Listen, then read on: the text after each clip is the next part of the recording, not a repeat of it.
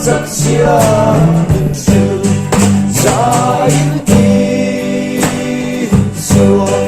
lắng bên đi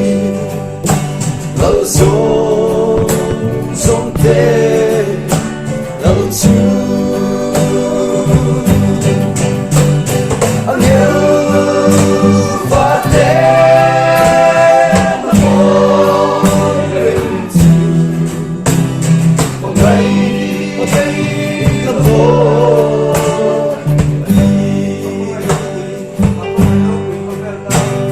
một ngày đâu quy khỏe cả bên đồn về là sen chúa có cross đi đông đá thêm ô cava đi cả đồn trái cầm đi à the tree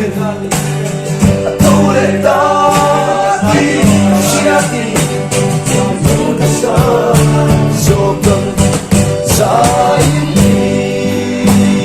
xưa lỡ bên lỡ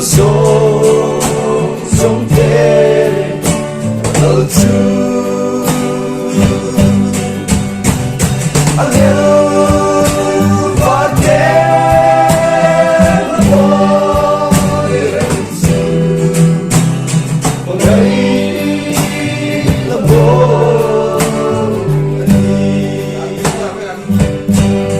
giá in đi xua lỡ bên đi lỡ sống thế lỡ chú